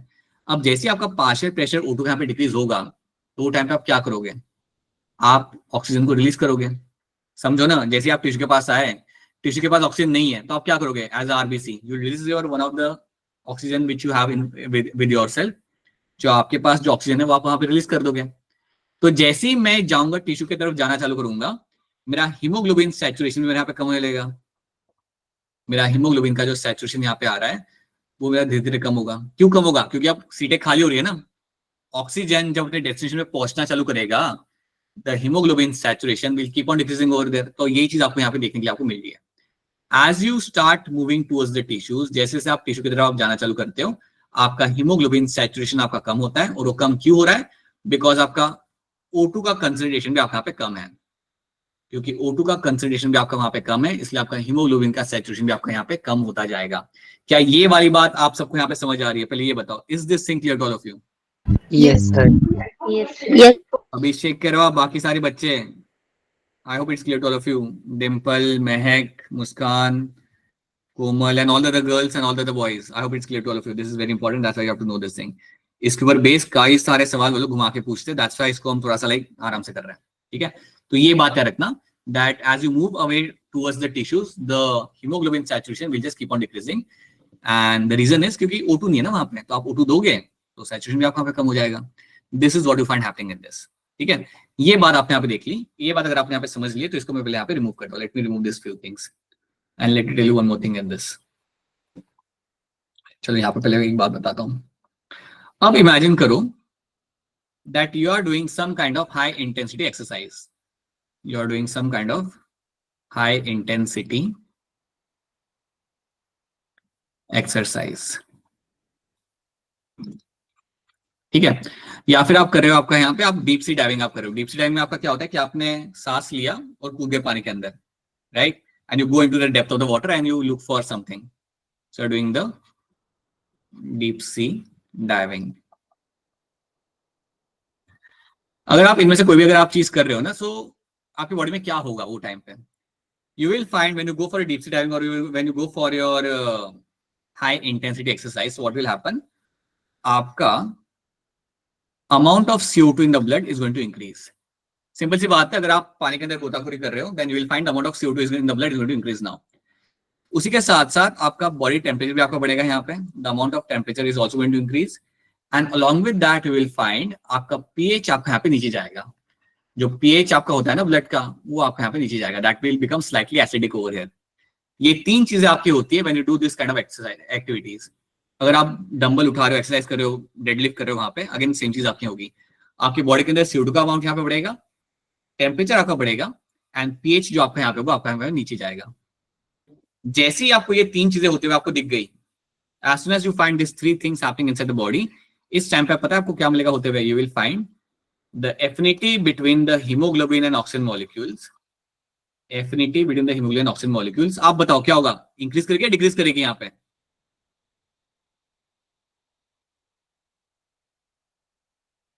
अगर आपका CO2 बढ़ रहा है, टेम्परेचर बढ़ रहा है और अगर आपका pH नीचे जा रहा है, तो आपकी जो एफिनिटी होती है आपके यहाँ पे हीमोग्लोबिन और आपके ऑक्सीजन मॉलिक्यूल की, वो यहाँ पे आपकी इंक्रीज करेगी या डिक्रीज करेगी?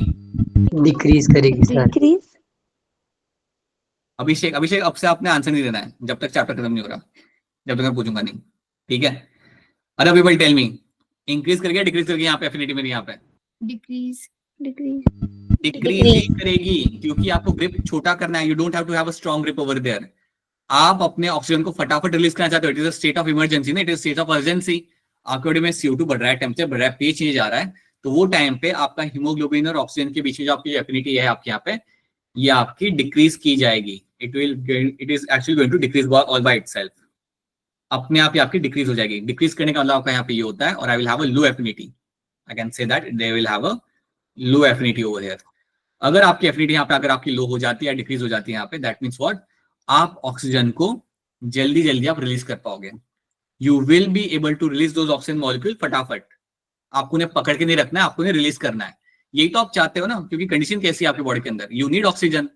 तो वो टाइम पे आप थोड़ी ऑक्सीजन को पकड़ के रखोगे tightly. So that is what you have to understand.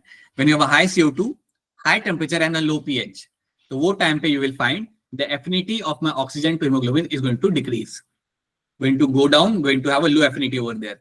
और इसका एडवांटेज समझो, आप जल्दी आप ऑक्सीजन को आप रिलीज कर पाओगे वहां पे. ठीक है? समझो आप बस में हो, बस में आपके पैसेंजर है और आपको उन पैसेंजर को जल्द से जल्द बस से निकालना है 1 मिनट के अंदर, और आप कंडक्टर हो, तो आप थोड़ी बोलोगे कि हाँ आराम से उतरी है, हाँ दरवाजा खुल जाए, उतरी आराम से, राइट? धक्का दोगे आप, धक्का दोगे, अरे चलो यार, चलो हो गया, टाइम हो गया. Same thing is happening over here. You will not have any affinity over there. You'll have low affinity and you will just release the oxygen molecule quickly as possible. So that's one thing you have to know. एक बार फिर पूछ रहा हूँ, क्या ये वाली बात आपको यहाँ पे समझ आ रही है? Yes, sir. Right? That's what you will be finding happening in this. अब इसको हम यहाँ पे रिवर्स कर देते हैं. सेम कंडीशन को मैं यहाँ पे रिवर्स करता हूँ. You can have a condition जहाँ पे आपका क्या हो रहा है? You have low CO2 in the blood. You have low temperature and you have a high pH. अगर आपकी बॉडी में ये कंडीशन बनती है कि CO2 आपके बॉडी में कम है, टेम्परेचर भी नीचे जा रहा है आपका, या ज्यादा नहीं है, कम है, और pH आपके यहाँ पे एल्कलाइन है, मतलब आपका थोड़ा ज्यादा है, मतलब it is closer to the 7.5 something. When you have this condition, surely that means your body does not need oxygen right now. अगर ये कंडीशन अगर आपके बॉडी के अंदर है, that means your body does not need much amount of oxygen इस condition के अंदर. अगर आपको ये कंडीशन दिखती है, देन अब आप मुझे बताओ यहाँ पे आपकी हीमोग्लोबिन और ऑक्सीजन के बीच में आपकी एफिनिटी यहाँ पे कम होगी या बढ़ेगी? यहाँ पे बढ़ेगी, तो यहाँ पे जो मेरी एफिनिटी यहाँ पे होगी, the affinity which I be having over is going to be high. So I will have a high affinity, और I can say that the affinity over is going to increase over there. क्योंकि आप नहीं चाहते ना उन्हें वहां पे release करना, मतलब आपको इतनी अर्जेंसी नहीं है. अगर आपको अर्जेंसी नहीं होती ना, देन इन दैट केस आपका हीमोग्लोबिन और ऑक्सीजन के बीच में आपकी जो एफिनिटी आपके यहाँ पे होती है, वो आपके यहाँ पे इंक्रीज हो जाती है. That is going to increase over there, और going to be high affinity will be finding in this. So you will have a high affinity between my haemoglobin और ऑक्सीजन के बीच में यहाँ पे. क्या ये वाली बात आपको यहाँ पे क्लियर है? आप सबको यहाँ पे is this thing clear to all of you? Yes, sir. Yes, sir. Affinity कहाँ बढ़ रही है, कहाँ पे कम हो रही है, ये आपको याद रखना बहुत इंपॉर्टेंट है. This something you have to know. अब एक काम करते हैं, वापस इसके ऊपर आते हैं, इस एग्जांपल पर आते हैं.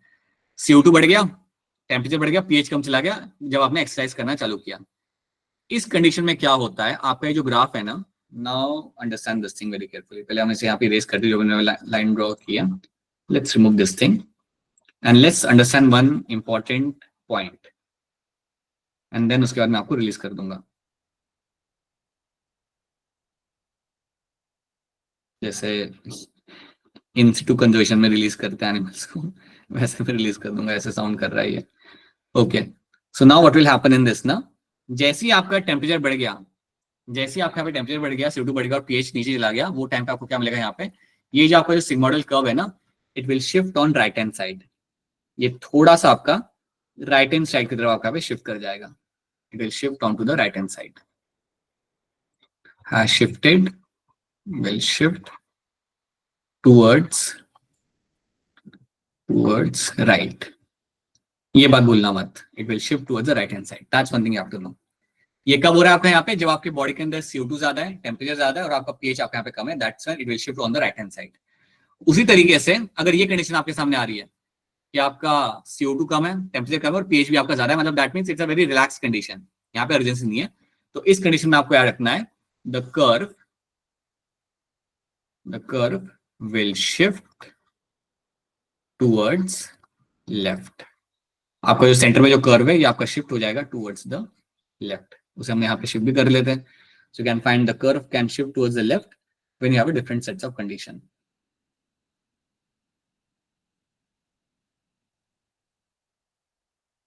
It will shift towards the left.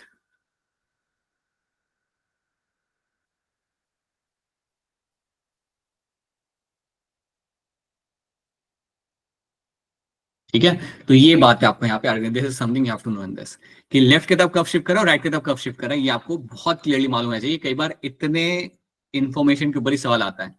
And let me tell you something, ये जो आपका टॉपिक है ना, ये जो हम कर रहे हैं यहाँ पे, that is your oxygen dissociation curve.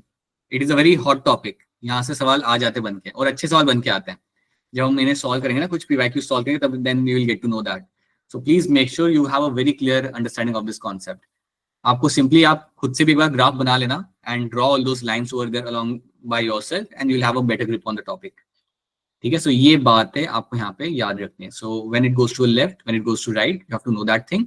उसके अलावा ये लंग्स और टिश्यू मैंने यहाँ पे लिखा इसलिए हुआ है ताकि आपको एक आइडिया लग जाए कि आपका यहाँ पे हो क्या रहा है. That's I mention those things, so you can understand कि आपका 100% सैचुरेशन आपका कहाँ पे होगा, आपके हीमोग्लोबिन का, और आपका where it will be happening, and 100 molecules of O2 आपको कहाँ मिल जाएंगे. That is something you can use as a reference point, इसलिए मैंने आपको बना के रखा हुआ है यहाँ पे. ठीक है, तो अब मुझे एक बार फिर बता दो यहाँ पे, आई होप इतना इन्फॉर्मेशन जो आपके साथ यहाँ पे शेयर किया है, ये सबको यहाँ तक समझ आ रहा है. Is this information clear to all of you? Yes, sir. Yes, sir. ठीक है, सो इतना यहाँ पे ध्यान रख लो. हम लोग जब वापस मिलेंगे ना सैटरडे को, इसको आगे बढ़ाएंगे. Will do the CO2 transport and then will do some question solving. आराम से बैठ के कुछ क्वेश्चन सॉल्व करते हैं, so that you can have a better grip on this particular topic. So let's do that. ठीक है, अब इसमें अगर कोई चीज समझ नहीं आ रही देन पूछ लो. If you have any question based on this, then you can go ahead and ask a question. तो मैं आपके यहाँ पे चार्ट में भी सवाल है तो देख लेता हूँ. नहीं कोई डिसएडवांटेज ये हो गया आपका. Alright, nothing. ठीक है, alright. So that is something we have done. And एक बार NCERT से पढ़ लो. NCERT से इतना यहाँ तक जो हमने किया है ना, like till your oxygen distribution curve जितना होता है ना, वहां तक आप उतना से वहां पर देख लो. यू कैन फाइंड ये जो टॉपिक हम यहाँ पे देख रहे हैं, ये वाला टॉपिक है आपका यहाँ पे, जो आपको ग्राफ आपको मिलेगा एनसीईआरटी के अंदर. So just go through this, read यहाँ पे जितना किया उससे आप रीड कर लो, और कोई चीज समझ नहीं आ रही देन उसका स्क्रीनशॉट लेके मुझे भेज दो. अगर कोई एनसीईआरटी की लाइन समझ नहीं आ रही ना, then take a screenshot. Fresh है ना अभी आपके जहन में ये सब, तो आप तुरंत की तुरंत आप भेज दो, so we can have a look at that. So this is something you have to know, right? So yeah, that's it what we have done. किसी का कोई सवाल है यहाँ पे? नहीं, कोई सवाल नहीं है यहाँ पे. All right, ठीक है. चलो, so that's what we have done. Now if you have any question then go ahead and ask a question. अगर कोई सवाल नहीं है then we can wrap this up. हम लोग वापस मिलेंगे सैटरडे को. आपको कोई संडे को टेस्ट नहीं है, so yeah, we can complete this chapter. We can go ahead with the chapter actually. ठीक है. चलो then. Bye everyone. Bye. Good night. Bye, sir. Good night, sir. Bye. Bye. Bye. Good night. Bye, sir. Bye.